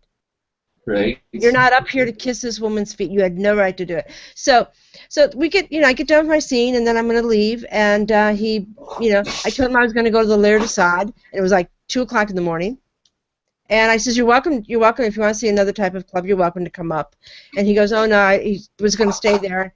And I get there, and then all of a sudden he shows up. He deserved it.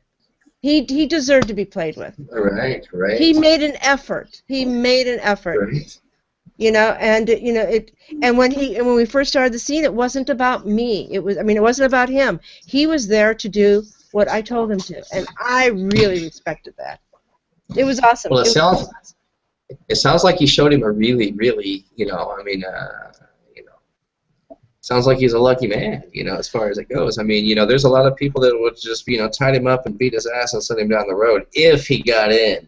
But there was two of us that played with him. There's two beautiful, I mean, there's myself and one absolutely beautiful 27-year-old with tits that would not end. I mean, it was the two of us. And, you know, we were both showing cleavage like you wouldn't believe. I mean, they were all almost hanging out. I mean, but I feel bad because if this is his first scene, it's almost like your first masturbation. When you first masturbate when you're a young man, and you'll never quite have that explosion, you know? He called it forced orgasm. Absolutely.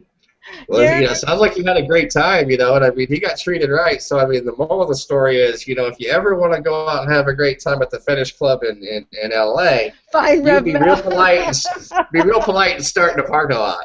He was sweet. He was nice, you know. And you know what? I don't, and everybody knows this. I don't do drive-bys. You know, I don't scene for the sake of just scening. I scene because, there's chemistry, or I'm in a relationship with somebody, or they're underneath consideration, and we're working on something. Because, we've all done that. We've all done drive-bys. When you're brand new, you'll play with whoever you want to, with as many people as you possibly can. And that's a learning curve. I don't need the learning curve anymore. I really don't need it. Darren, who was one of my wonderful friends and one of my past submissives, he's in the chat room, and we've had some wonderful scenes and wonderful times. Lots of laughter. There's a lot of laughter with me, except except we don't talk politics. Never. Politics and BDSM do not go together. Well, it depends on how you look at it. I mean,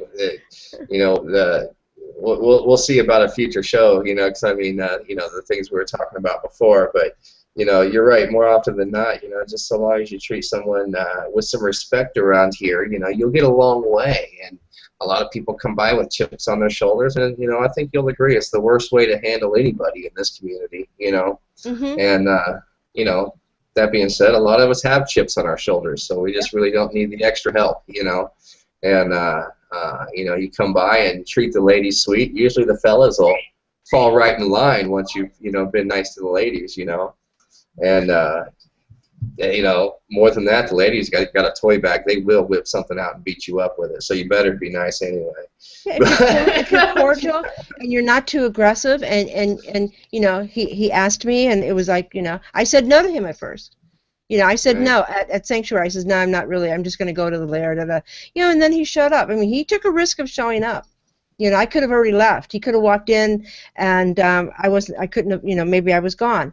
But I love BDSM. I love it. Sure. I mean, I really do. I love my community.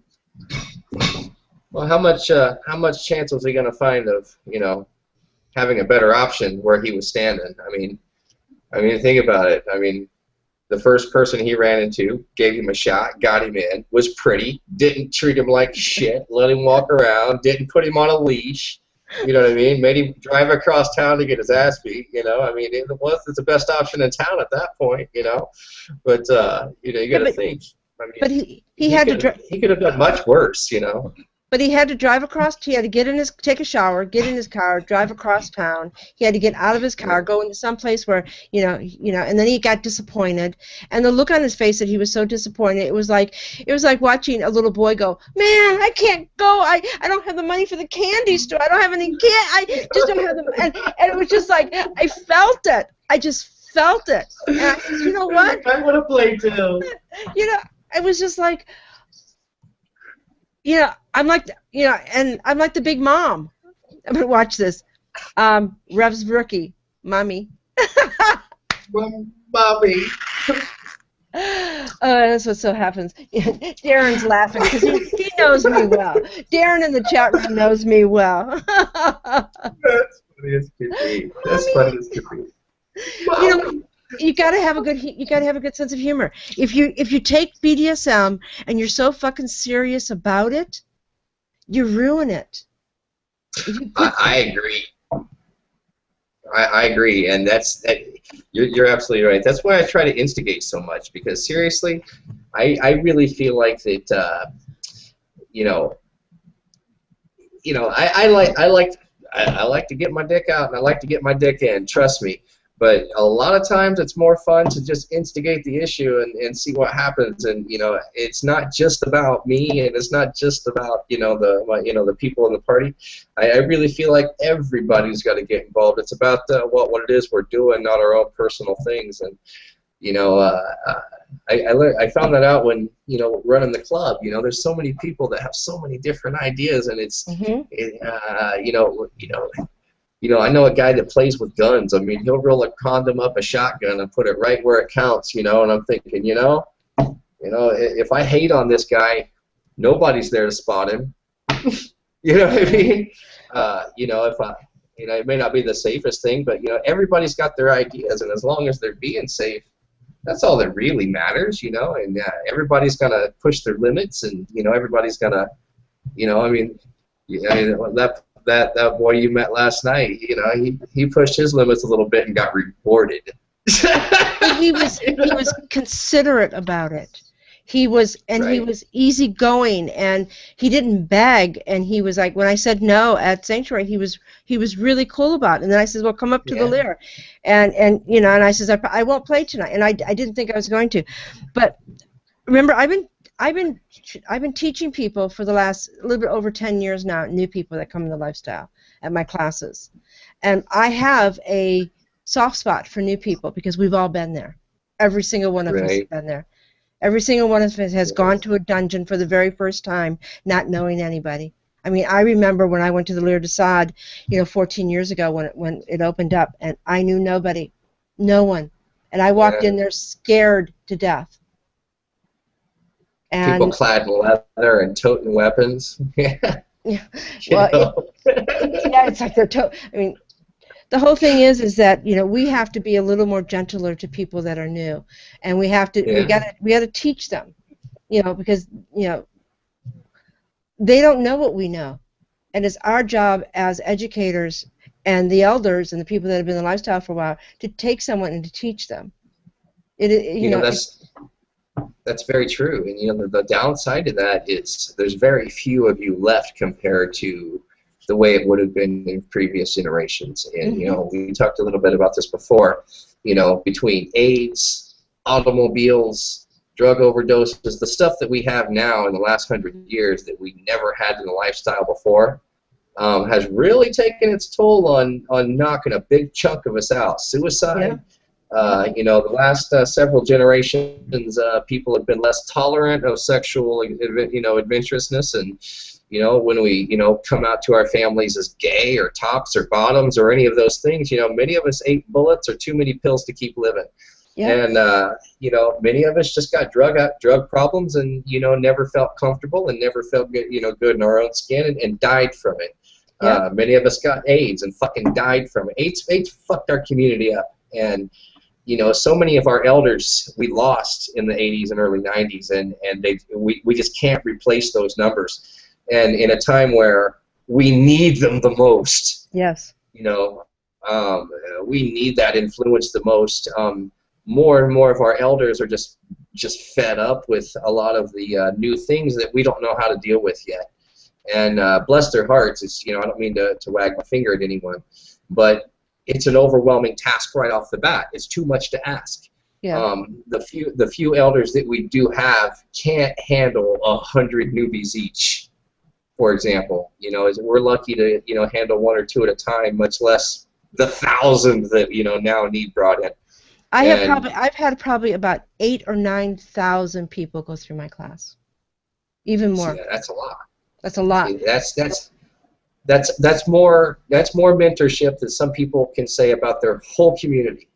In some areas, not everyone combined have taught that many people, in their whole community, and that's saying a lot. That's just my class. That's not including all the public speaking that I've been to and that I've done. Hey, but get off subject. I want to ask you a question. I understand. I just remembered you were interviewed at AVN by Hutzi Hahn. That's right. Do you know that Hutzi Hahn is one of my best friends? Oh, yeah. I was afraid she was going to slap me because she was kind of yummy looking and I had to kiss her. So she let me live. She let me live. Well, she's also very compassionate, very kind, and very, very beautiful. She had a show on my network. So she had the Hutzi Hahn show, And if you go to the archives on Vocal, you'll see all her shows. We did kinky karaoke. It was crazy. We'd sit up and sing all these crazy songs off key. Yeah, she's awesome. Awesome. Just love that girl. But she always calls me mistress. She always treats me with respect. She's always kind to me. We're hoping that she's going to come back to TSR. There's a few things she's working out with some other things that might be on board for her. So we've been holding her spot for her in case she decides to come back. Yeah, we've got some good peeps. Yeah, some good peeps. She was running around the lair and she had her little camera crew and they came and gave me some attention and I was just as happy as could be and you know, and then there was also the whole camera thing, you know, not just a pretty girl, you know, so. Oh yeah. Yeah, that was phenomenal. She's pretty outrageous. I like that. Then, you know, I get an email from her a couple weeks later, you know, hey, look at what I did. And, you know, and she put that interview right in with some really, really good company, you know, for a guy in, you know, I've not been around as long as some of those folks, and she, you know, she stuck me right in that interview and that video with some damn good company. I was pretty proud of it, actually. Well, you know, it doesn't really matter how long someone's been around. It's, are you going to make a difference? And making a difference in BDSM is so important. It's easy to throw a flogger. It's easy to throw. Well, you got to know how to do it, but it's easy to have slaves. It's easy to go to BDSM clubs, but to take that personal responsibility for other people's lives and for the community, it's really important that we stick together as a community. And that's why I try not to get into drama. Sometimes I do, and even when someone has wronged me, I still will go and work it out. And I will still forgive, and I will still let go, because we are, even though we're thousands and thousands of people, we're still a small community. That's right. It's better to forgive. But you know what? We're going to call this quits. This is a long show. It's been about an hour and 40 minutes, I think. It's been an hour and 41 minutes, and we used to do 2-hour shows. I mean, I can do 2, and some of our 2-hour shows went up to 3 hours. We did a 3.5 or 4 hour rope show, which you can find it on Vocal on TSR. If you go to TSR, go to Vocal and look for the Christmas rope show. You will see things in there that you have the top rope people in the country are there. We have Lou Rubin on video cam the whole time critiquing everybody's. It was absolutely fabulous. It was like a marathon. And then we have Sin, who does the show tomorrow night, who she's sticking dildos up inside of her and squirting all over the place. I mean, I'm sitting there going, I mean, this is the kind of show we used to do. We can't do it anymore because of where we're, you know, we should be able to do an X-rated one somewhere and try to broadcast it somewhere else, but the way that we're doing it now, we have to keep it clean. Let's do it from our leather shop. We can do, you know, XXX from the leather shop. I mean, that's just phenomenal. I mean, you know, if we don't have a toy that'll do it, we'll make one on the spot. Well, one of the things I like the fact that we don't have nudity is because we are on YouTube. We're getting a tremendous amount of people watching our shows, and with the 50 Shades of Grey coming up, the movie, I mean, more and more people. I mean, I own the real 50 Shades of Grey. You know how many people are going to get watching the shows because of that? And we've had 87,000 people watch the show since we relaunched. We've gone over like 3 million people in the last 10 years. It doesn't sound like much, but it is. You know, it is. It doesn't sound like much, but it's touched a lot of people. And I like TSR Network. There's a reason why, because there are people that can't go to a dungeon. There are people that can't come out to their families, and this is the only thing that they see is BDSM through our shows. That's right. And that's right. You know, and you know, there's a lot of folks that, you know, don't know that they will come out to their families or that they will come out to their folks. You know, if they can, you know how it is about putting a toe in the water, just the tip. You know, let's stick the tip in, see if we like it. And you know, this is one of those things where you know people will hear real talk and, you know, real opinions, and, you know, anything from, you know, the true facts of things to the fact that I got lipstick on my cock, and, you know, and I have no underwear on. You have no panties on. But I mean, you're not going to hear that at Denny's, you know, and you sure as hell ain't going to hear it on CBS, you know. So I mean, you know, you got to start someplace, and this is a damn good place to do that. That's for sure. Darren in the chat room says, "Oh yes, I remember those shows in the past." Darren was always there. He was with me for about 1.5 years. He was, you know, I miss him. You know, I wish he was still with me. He is such a wonderful person. He's you know, very kind person. Vicky says, "Can they join our family?" Vicky, you want me to join you? You just watch this. I'm going to tease Vicky. Vicky, you just want a place to stay when you come to California, so you can tell people I have a home in California. I have a long lost mommy in Cali. She goes, I have a home in Cali. I'm in Chicago. You know, I have a home in Florida and Arizona. I mean, I'm just this, you know. She can go anywhere, and she's fine. She can go anywhere. Well, yeah, she can kill it. She can go after a crocodile, you know. And she does dishes. Man, I would have slapped the shit out of her if I'd have seen that. You know, she told me after the fact, and I just kind of had to walk away. She lived. What can you say? But you know, I swear to God, if I'd have seen that, I'm afraid I'd have had to have thrown a fit. But either way, she pulled it off. So good girl. Well, from the photograph, it looks like she's a little thing. So I don't know if it was a big crocodile or a little. See, that's the key. Okay, Vicky, we're going to ask you one question, and there's going to be a little bit of lag, so we're going to have to sit here and wait a couple seconds. Was it a big crocodile or a little crocodile? How big was your crocodile? How big was the alligator? We want to know. She goes, I do need to visit my brother, you know. So. Yeah, she'll go to visit you for a week, sleep on your couch, then she'll come and visit me for 5 months and sleep on my couch. Yeah, I was going to say, I'm all the way to California, so.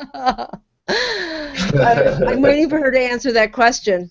How big was the alligator, Vic? Well, it's a little bit of lag, so you know she'll catch up to us. She's probably laughing right now, and she's going to make this big story that it was 6 feet long. You know, with it was 184 choppers. It was is that an 8-inch or an 8? Is that an 8-foot alligator? It was an 8-foot alligator. 8 was a thing on it. Was 8 foot. Yeah, I think it was an 8-inch alligator. She said she had to throw it in the truck, so 8 foot sounds about right. 8 foot. She had to throw the She threw it in the truck. Yeah, she said she put it in the truck and drove it someplace else, you know, because she wanted to put her horse in the water, so the alligator had to go.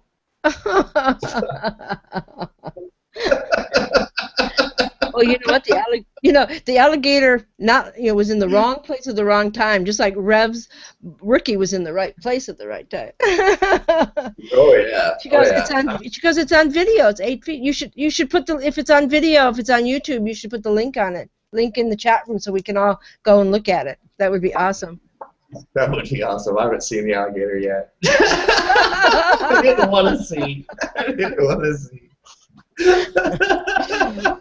I'm such a female dom, I can even wrestle with an alligator. Well, you know, her boyfriend is a wrestler, you know, and, you know, she said when the water's cold, you know, and that kind of thing, the alligators are kind of docile. So I kind of figure, you know, one of these days she'll be splashing that boy with, you know, cold water and beating his ass, you know, so we'll see. If I saw an alligator, I would not go anywhere near it. I mean, I saw a wood snake,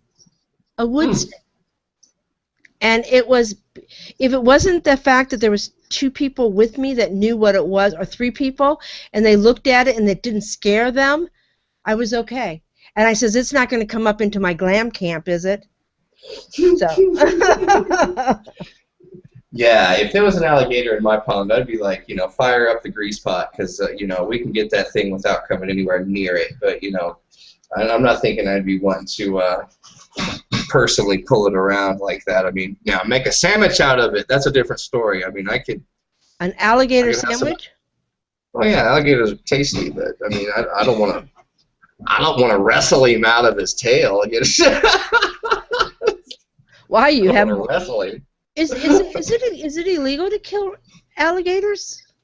Not anymore. They're not endangered anymore. As a matter of fact, they're farming them, and really, you can get farmed alligators for, you know, I mean, I don't know that they're more or less cheap than or whatever, you know, they're just as good, but yeah, they farm them now for their skin and their meat, because alligators are tasty. That would be hysterical to get a big alligator and to make it your pet and to walk down with a leash and you're walking down the street and these little chihuahuas come up, go. I actually had an alligator when I was a kid, and it's funny enough, I traded him for a couple of hits of acid to a kid next door, and I was I swear to God, I was like 19 or some dumb shit like that, and he had this alligator. And, you know, when I got it, it was like this big, you know. Then he started to eat, and it got like, stayed that way for the longest time. And then all of a sudden, it was like this big, and just like immediately. But he started eating stuff out of the yard and didn't want to eat what I was feeding him anymore. So when I left the state, I left him with a friend, and that guy was. Let me tell you, I let him live in my house in a little pool under the table, and he was cool. He was cool, but you know, he didn't bite and he didn't bother me and that kind of stuff. But I didn't go pissing with him either. I didn't reach in the pool and drag him out of there, and I didn't reach. You know, Vicky went swimming and came out with an alligator. Fuck that. Well, Darren in the chat room says alligator is actually good. Well, thank you for sharing because, okay, all right, you guys, have you ever had beaver? I'm not talking about woman's beaver. Beaver. I've never eaten a beaver. I've had beaver. Did you wear the hat? Did you? No. I had barbecued beaver.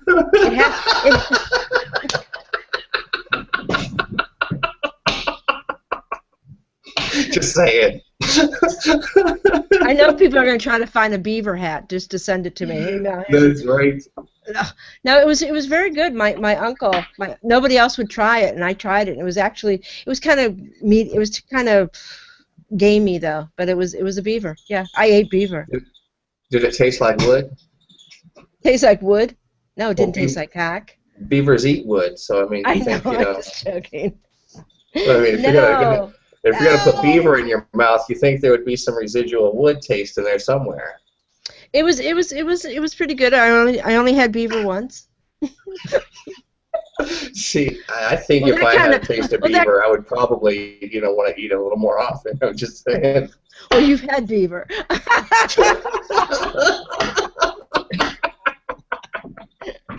I guess I've had beaver a little bit more than that. I hope my daughter's not watching this show. You can't eat beaver in Canada because it's the national animal. See, so I mean, if you're gonna eat beaver, you've got to do it someplace outside of Canada. Then you can't have oral sex with a woman if you can't eat beaver. Well, I guess you can eat pussy, but not beaver. There's a difference. Oh my God.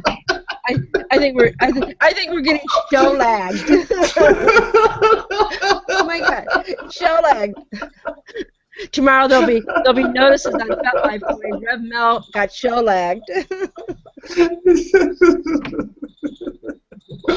Unbelievable. Oh. Well, I think that everybody should have a little bit of something that they've not tried before, and Well, that's the spice of life. Well, yeah, I think there's plenty of it out there. I'm excited to see what tomorrow's going to bring us because we've got so much going on, so much different stuff, so much new stuff, and pretty soon everybody's going to have lipstick on their cock and no panties on, and it'll be cool. And we'll suffer from show lag. We'll do it again. Justin, this has been wonderful. I want to thank you so much for coming on the show. I hope that you've really enjoyed. Once again, how can people get a hold of you? Try JustinSayne.com. That'll be back up in a couple of days. And call me direct, 602-291-9404. And if you're, preparing pussy to be eaten, then, you call me for that too. Roasting the beaver. That's always good. Funny. Well, listen, I want to thank everybody that's watched the show. This has been a long show. Ricky watched the whole show. Vicky Johns was been watching the whole show. Darren, thank you for coming and watching, and we miss you from watching the shows. I know that we've only gone an hour instead of 2 hours, but today we went 2 hours. But Justin, I want to thank you so much for coming on. This has been a pleasure. This has absolutely been wonderful. And I want to thank everybody that is watching the shows that have not come into the chat room. This is Rev Mel with TSRnetwork.com, where real people talk about real sex and where we are changing the world one vanilla at a time. Thanks, Rev Mel. Good to see you. You're welcome. Thank you. Bye-bye. Bye, everybody. Bye-bye.